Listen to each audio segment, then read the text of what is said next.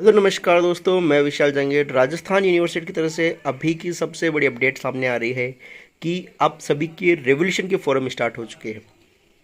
अब बात करते हैं कि रेवोल्यूशन का फॉरम क्या होता है, कौन कौन विद्यार्थी इसे लगा सकते हैं, क्या रेवोल्यूशन का फॉर्म लगाने पर आपके मार्क्स बढ़ते भी हैं या नहीं बढ़ते, क्या ये ऐसे ही फॉर्म लगवाए जाते हैं। तो आज की इस वीडियो में कंप्लीट डिस्कशन करने वाले हैं। मैं आपके मार्क्स के आधार पर भी बताने वाला हूँ कि किस किस विद्यार्थी को रेवल का फॉर्म लगाने पर वो विद्यार्थी पास हो सकता है या उसकी बेक है जो पेपर आपका क्लियर हो सकता है। तो आइए हम वीडियो को शुरू करते हैं। फर्स्ट ऑफ ऑल अगर हम बात करें तो किन किन विद्यार्थियों के जो रिवेल का फॉरम है वो स्टार्ट है। BBA first semester and third semester, BBA first semester and third semester का आपका जो रेवोल्यूशन का फॉर्म है वो स्टार्ट है।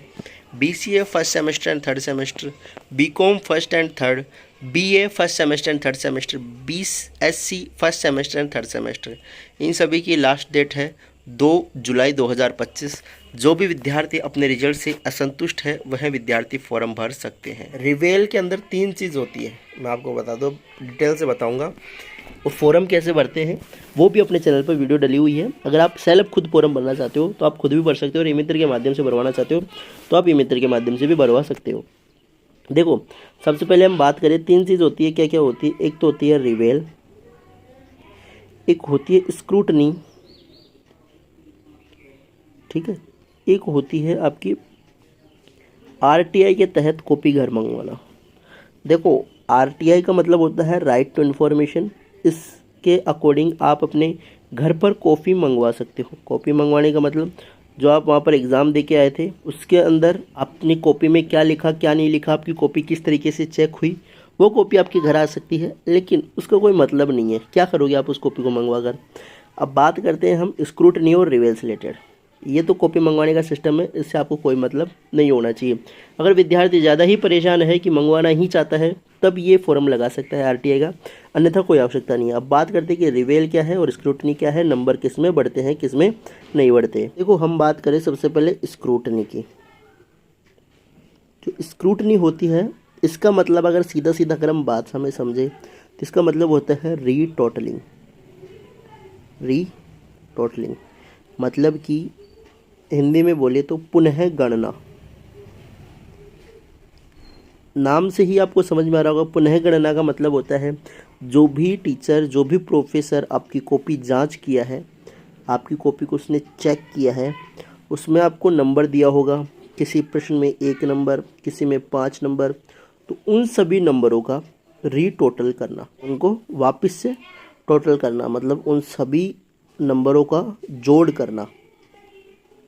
तो स्क्रूटनी के अंदर सिंपली मैं बात करूं कि आपके नंबरों का वापस से जोड़ किया जाता है, रिटोटल किया जाता है, देन आफ्टर आपका रिजल्ट अपलोड किया जाता है।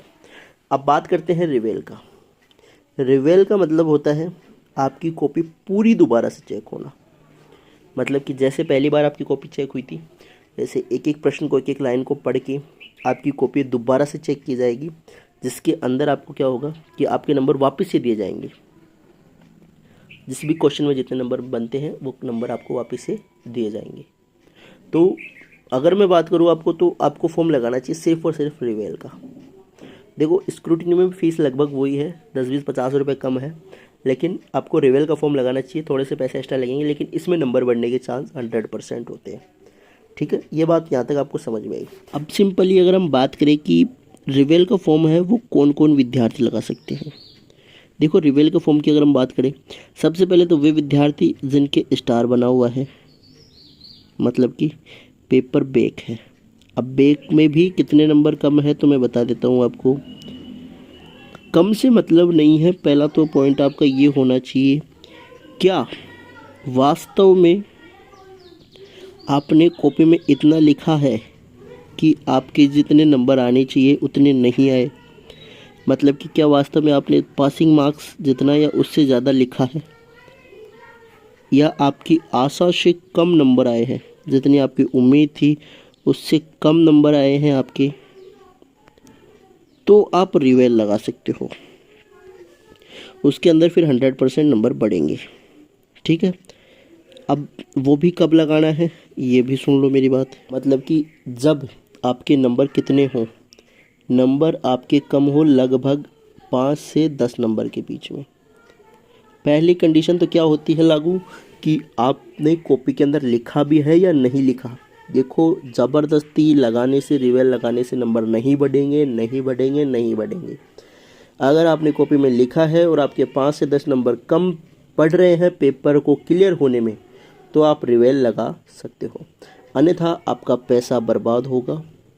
जैसा कि आप सभी को पता है कि राजस्थान यूनिवर्सिटी रिवेल के नाम पे पैसा लूटती है विद्यार्थियों से, तो आप इस श्रेणी में ना आ जाए कि आपका पैसा बिना फालतू में व्यर्थ चला जाए। तो यहाँ तक मुझे उम्मीद है बात समझ में आ चुकी होगी, सारा आपका डाउट क्लियर हो गया होगा कि रिवेल अगर हम कॉपी में करके आए हैं तो अब रिवेल लगा सकते हैं। सिंपली रिवेल के अंदर आपकी कॉपी दोबारा से चेक की जाएगी और नंबर आपके दोबारा से चढ़ाए जाएंगे, और रिवेल में भी जब जब आप कॉपी में करके आए हो। अन्यथा कई बार ऐसा सिस्टम भी होता है कि नंबर कम भी हो जाते हैं, और कई विद्यार्थी ऐसे जो बिल्कुल पास हो चुके हैं और इनको ये उम्मीद है कि नहीं मेरी परसेंटेज बढ़नी चाहिए, तो वही परसेंटेज बढ़ाने के चक्कर में तो आप रिवेल मत लगाना।